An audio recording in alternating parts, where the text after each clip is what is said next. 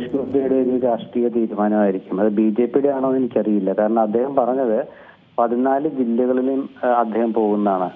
അപ്പൊ തൃശ്ശൂർ MP ആണ് സുരേഷ് ഗോപി. തൃശ്ശൂർ ലോക്സഭാ മണ്ഡലം കേട്ടോ. തൃശ്ശൂർ തന്നെ ആലത്തൂരും അതുപോലെ തന്നെ ചാലക്കുടിയുണ്ട്. അതിൽ തൃശ്ശൂർ ലോക്സഭാ മണ്ഡലത്തിൽപ്പെട്ട ആളാണ് സുരേഷ് ഗോപി.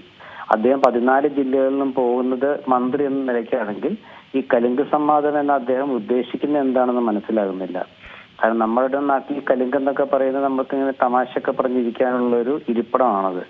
അപ്പോൾ സുരേഷ് ഗോപി ഒരു പക്ഷേ ജനകീയമാക്കാൻ വേണ്ടി അങ്ങനെ ഒരു പേരിട്ടതായിരിക്കാം. എന്തായാലും ആ കലിംഗ സൗഹൃദത്തിൽ അദ്ദേഹം ഇതുവരെ നടത്തിയത് വെച്ച് നോക്കുമ്പോൾ അത് അദ്ദേഹത്തിന്റെ ചില ഡയലോഗുകൾ കൊണ്ടൊക്കെ ശ്രദ്ധിക്കപ്പെടുന്നതല്ലാണ്ട് ജനങ്ങൾക്ക് എത്രത്തോളം ഉപകാരപ്രദമാണ് എന്നുള്ളത് ഇത് 14 ജില്ലകളിൽ അദ്ദേഹം നടത്തിയതിനു ശേഷം അതിന്റെ റിസൾട്ട് നോക്കിയാലേ മനസ്സിലാവുള്ളൂ. ഇവിടെ കഴിഞ്ഞ ദിവസം തൃശ്ശൂരിലെ ചേർപ്പിനടുത്ത് പുള്ള എന്ന ഒരു സ്ഥലത്ത് ഇതുപോലെ സംവാദത്തിനിടയിൽ അദ്ദേഹത്തിന് ഒരു കൊച്ചുവേലായസൻ എന്ന് പറഞ്ഞ ഒരു മനുഷ്യൻ ഒരു നിവേദനം കൊടുക്കുന്നു. അദ്ദേഹത്തെ തുറന്നു നോക്കാതെ എന്റെ ജോലിയല്ല എന്ന് പറഞ്ഞ് മടക്കി അയക്കുന്നു. അത് പിന്നെ CPM അതൊരു രാഷ്ട്രീയ ആയുധമാക്കി മാറ്റി അദ്ദേഹത്തിന് വീട് പണിത് കൊടുക്കാൻ പോകുന്നു. സത്യത്തിൽ ഈ കൊച്ചുവേലായസന് കോൺഗ്രസ് അവരുടെ ഉമ്മൻചാണ്ടി പെൻഷൻ പദ്ധതിയിൽ ഉൾപ്പെടുത്തിക്കൊണ്ട് പെൻഷൻ കൊടുക്കുന്ന ഒരു പദ്ധതിയിൽ അദ്ദേഹം ഉണ്ട്. പക്ഷെ കോൺഗ്രസ് രാഷ്ട്രീയമായിട്ട് ഉപയോഗിച്ചതായിട്ട് ഞാൻ കണ്ടില്ല. അപ്പൊ എന്തായാലും CPM അങ്ങനെ വീട് കൊടുക്കാമെന്ന് പറയുന്നു. അപ്പൊ സുരേഷ് ഗോപി വരുന്ന നല്ല കാര്യം, ഞാനത് നിശ്ചയിച്ചുകൊണ്ട് അദ്ദേഹത്തിന് വീട് കിട്ടിയല്ലോ എന്ന് പറയുമ്പോൾ അത് നമുക്ക് പെട്ടെന്ന് അതൊരു നിഷ്കളങ്കമായ സമീപനമായിട്ട് തോന്നുകയാണല്ലോ. അതൊരു നല്ല രാഷ്ട്രീയമല്ല. കാരണം അദ്ദേഹം അപേക്ഷ വാങ്ങിക്കാതിരുന്നുകൊണ്ടാണ് CPM ഇടപെട്ടത്.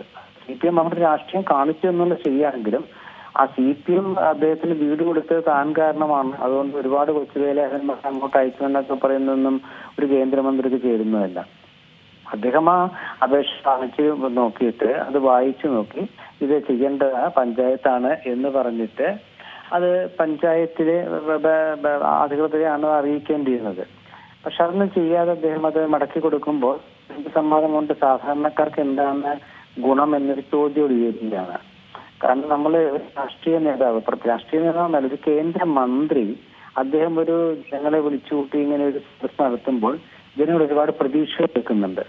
ഇവിടെ മുഖ്യമന്ത്രി പിണറായി വിജയൻ നവകേരള സദസ് നടത്തിയപ്പോൾ എന്തുകൊണ്ടാണ് ഈ സദസ് വെറും പാഴ്ശ്രമമാണെന്ന് പറയാൻ കാരണം അവിടെ അപേക്ഷകളുമായി വന്നവരുടെയൊക്കെ അപേക്ഷ ഒരു കൗണ്ടറിൽ വെച്ച് പൊക്കോളാനാണ് പറഞ്ഞത്. ഇതുവരെ അതിന് ഫലമൊന്നും ആയിട്ടില്ല. ഉമ്മൻചാണ്ടിയുടെ ജനസമ്പർക്കത്തിന് ബദലായി കൊണ്ടുവന്നാണെങ്കിൽ ഉമ്മൻചാണ്ടിയുടെ ജനസമ്പർക്കവും കേരള സദസ്സും തമ്മിലുള്ള വ്യത്യാസം നമ്മൾ കണ്ടതാണ്. ഉടനടി പരിഹാരമാണ് ഉമ്മൻചാണ്ടി ചെയ്തത്. അപ്പൊ അതൊന്നും ഉണ്ടായില്ല. അപ്പൊ അതുപോലെ ഒന്നാണ് ഈ കലിംഗ സംവാദം എന്ന് പറയുന്നത്. അപ്പൊ അത് 14 ജില്ലകളിൽ അദ്ദേഹം പോകുന്നതൊക്കെ പറയുമ്പോൾ എനിക്ക് മനസ്സിലാകുന്നില്ല. അത് BJPയുടെ തീരുമാനമാണോ രാഷ്ട്രീയ തീരുമാനമാണ്? അങ്ങനെയാണെങ്കിൽ ജോർജ് കുര്യന്റെ മണ്ഡലം ഉണ്ട്, അവിടെ ഇദ്ദേഹം പോകുമോ? അദ്ദേഹം കേന്ദ്രമന്ത്രിയാണല്ലോ ജോർജ് കുര്യൻ, കോട്ടയത്ത്.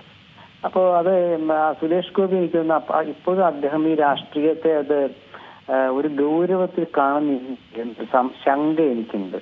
കാരണം എന്താ വെച്ചാൽ ഒരു കേന്ദ്രമന്ത്രിയെ എന്ന് ആണ് ആളുകൾ കാണുന്നത്. അദ്ദേഹം സത്യത്തിൽ സുരേഷ് ഗോപി നമുക്ക് ഏറ്റവും പ്രിയപ്പെട്ട ഒരു സൂപ്പർ സ്റ്റാർ, സംശയമില്ലാത്ത കാര്യം. അദ്ദേഹത്തിന്റെ രാഷ്ട്രീയം എന്തെങ്കിലും ആയിക്കോട്ടെ, അദ്ദേഹം വളരെ പ്രിയങ്കരനായ ഒരു സൂപ്പർ സ്റ്റാറാണ്. പക്ഷെ അദ്ദേഹത്തിന്റെ ഈ രാഷ്ട്രീയത്തെ ഒട്ടും നമുക്ക് യോജിക്കാൻ പറ്റാത്തത് ഒരുപക്ഷെ ഒരു BJP എന്ന കക്ഷിയുടെ നിലപാട് പോലും ഇവിടെ ചോദ്യം ചെയ്യപ്പെടുകയാണ്. കാരണം ഒരിക്കലും ഒരു ലോക്സഭാംഗം തങ്ങളുടെ അധികാരപരിധിയിൽ ഇല്ലാത്ത മറ്റൊരു ലോക്സഭാ മണ്ഡലത്തിൽ പോയിട്ട് സംവാദം നടത്തില്ല. അവിടെ വേണമെങ്കിൽ പോയിട്ട് അദ്ദേഹത്തിന്റെ മന്ത്രി എന്ന നിലയ്ക്ക് പരിപാടികളൊക്കെ പങ്കെടുക്കാം.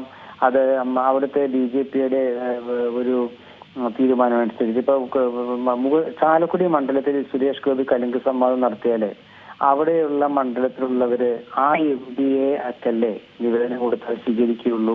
കാരണം അതാണല്ലോ അതിന്റെ ഒരു നടപടിക്രമം. അതാണ് സ്വന്തം മണ്ഡലത്തിലെ MP തന്നെ ഒപ്പിട്ട് കൊടുക്കണം നിവേദനമാണെങ്കിൽ. അപ്പൊ സുരേഷ് ഗോപിയും ലോക്സഭാംഗമാണ്, രാജ്യസഭാംഗമാണെങ്കിൽ കുഴപ്പമുണ്ടായിരുന്നില്ല. അപ്പൊ അദ്ദേഹം എന്താണ് ഉദ്ദേശിക്കുന്നതെന്ന് മനസ്സിലാകുന്നില്ല. ഈ കലിംഗ സംവാദം എന്ന് പറയുന്ന ഒരു അദ്ദേഹത്തിന്റെ ഈ അടുത്ത കാലത്ത് അദ്ദേഹത്തിനെതിരെ വരുന്ന വോട്ടുമായി ബന്ധപ്പെട്ട ആക്ഷേപങ്ങളൊക്കെ തടയിടാൻ വേണ്ടിയുള്ള ഒരു രാഷ്ട്രീയ നീക്കമാണോ എന്നറിയില്ല. എന്തായാലും BJP അക്കാര്യത്തിലൊന്നും പ്രതികരിച്ച് കണ്ടില്ല.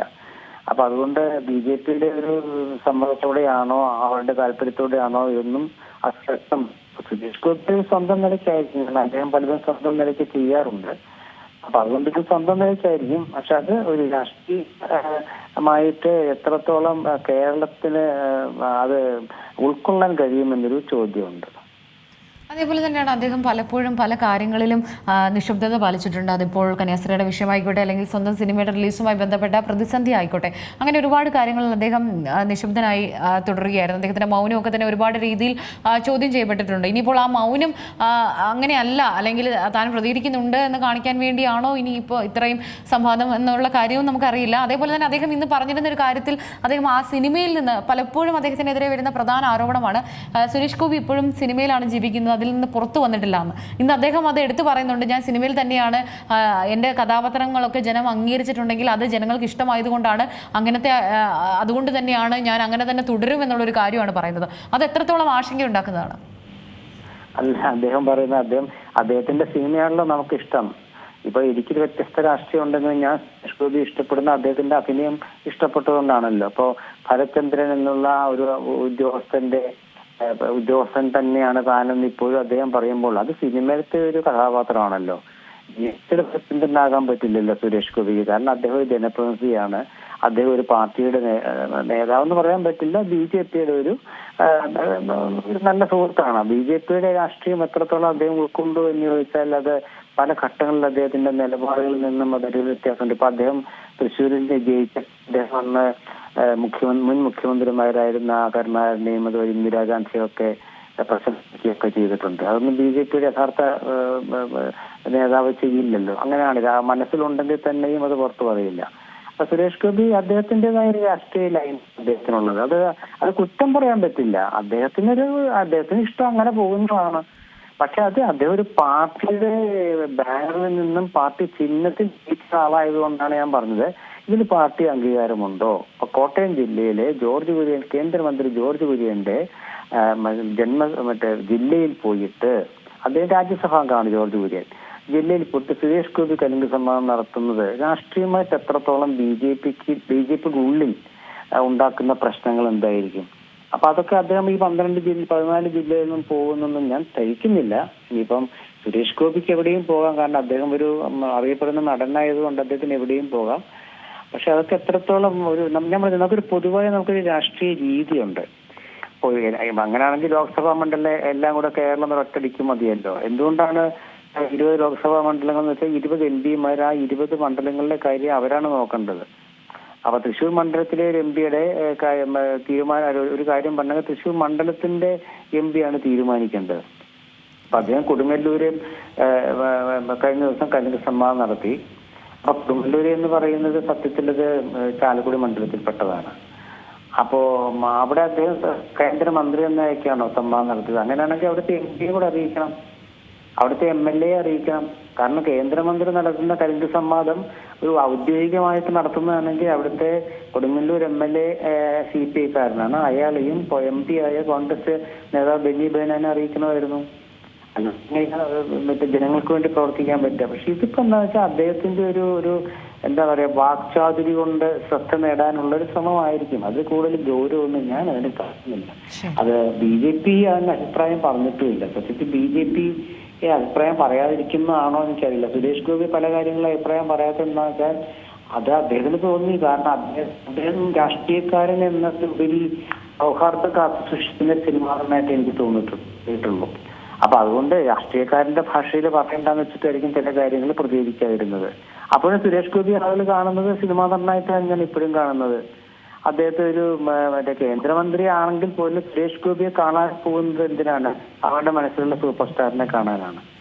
പക്ഷെ സുരേഷ് ഗോപി അത് രാഷ്ട്രീയമായിട്ട് മാറ്റാൻ ശ്രമിക്കുന്നുണ്ടെങ്കിലും അത് രാഷ്ട്രീയമായിട്ട് അങ്ങനെ ഉയർന്നു വരുന്നില്ല. അതാണ് എൻ്റെ ഒരു കാര്യം. സുരേഷ് ഗോപി ശരിക്കും ഞാനിതൊക്കെ പറഞ്ഞ രാഷ്ട്രീയമായിട്ട് മാറും. പക്ഷെ അദ്ദേഹത്തെ ഇപ്പോൾ ഒരു രാഷ്ട്രീയ നേതാവായിട്ട് കാണുന്നതിനേക്കാൾ ജനങ്ങൾ ഇഷ്ടപ്പെടുന്നത് നന്നായിട്ടാണ്. അപ്പൊ അതുകൊണ്ട് ഒരു സൂപ്പർ സ്റ്റാർ ആയിട്ടാണ്. അപ്പൊ അതുകൊണ്ട് ആ ഒരു സൂപ്പർ സ്റ്റാർ പറയുന്ന സംഭാഷണങ്ങൾ എന്നോ എനിക്കത് കേട്ട് ജനങ്ങൾ കൗതുകത്തോടെ കേൾക്കുമെന്ന് കവിഞ്ഞതിൽ പ്രത്യേകിച്ച് ഒരു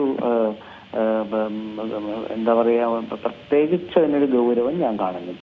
ഏറ്റവും പുതിയ വാർത്തകളും വിശേഷങ്ങളും വിരൽ തുമ്പിലറിയാൻ സീ മലയാളം ന്യൂസ് എല്ലാ ഡിജിറ്റൽ പ്ലാറ്റ്ഫോമുകളിലും ലഭ്യം.